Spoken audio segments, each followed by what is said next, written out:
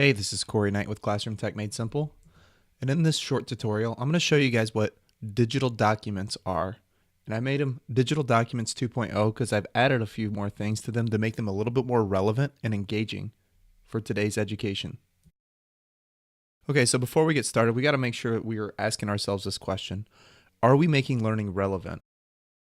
In the 21st century learning, we need to be focused in on providing opportunities for our students to be creative, to think critically, to communicate and collaborate with one another.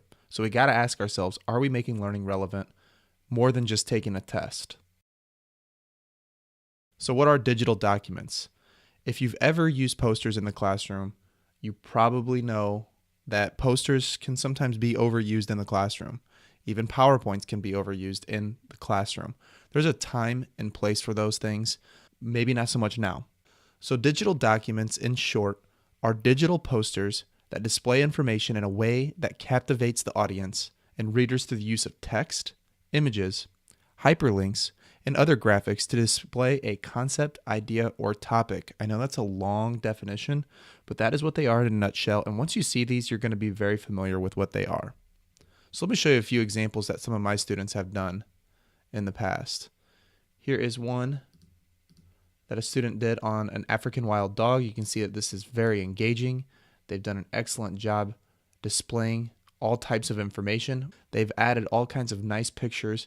It's very captivating to the audience. Give you guys a couple more examples. Here's one here on orangutans. I'm a science teacher, so you know that I've done a unit on endangered species. Here's a great example. One more example on an Amur tiger. And this doesn't have to be just science-based. You can do this on all kinds of different topics. Math teachers can do things on different types of, triangles or graphs and stuff like that. There's all kinds of options in your particular area of expertise. Okay, so this is one that I did on the layers of the atmosphere. This is a really good digital poster that this student created. So you can get an idea about what these examples are. So why should we use digital documents in the classroom? Using digital documents make learning relevant to students. It's so important to do that. These documents allow students to display what they've learned in another way than just a multiple choice test. Another reason why we should be using digital documents in the classroom is that it challenges students to think beyond what they are used to in the classroom. Students got to plan ahead, they have to think outside the box, and most importantly, use research skills. These documents are more than just infographics if you're familiar with them. They should be able to connect the dots between what they know and what they have learned.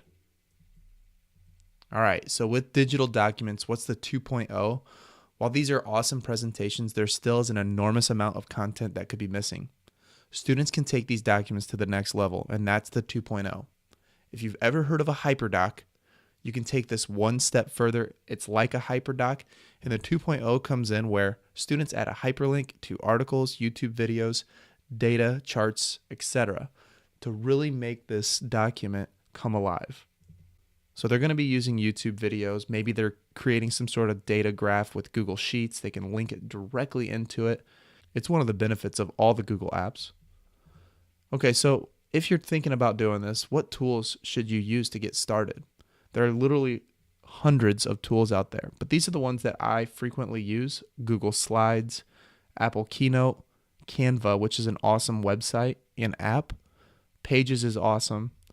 And then any of the Adobe Spark apps, whether it's Adobe Spark Page, Adobe Spark Post, or Adobe Spark Video. And then you can go the traditional route of Microsoft Word or PowerPoint. So now what?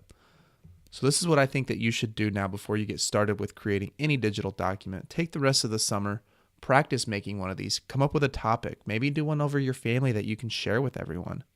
Try to use the multiple tools that I shared with you to get a feel for all of them. Some helpful tips is sending images back to the back of the template, hyperlinking them, embedding videos. These pieces of information will go a long way to provide high quality instruction for our students. So once again, before we leave here and conclude, I want you to see all of these real quick. Take a screenshot, write down a few of these tools that you can start using. These are my absolute favorite for creating digital documents. If you ever have any questions, feel free to contact me on Twitter, or feel free to visit my website. You can contact me there at classroomtechmadesimple.com. We'll see you next video.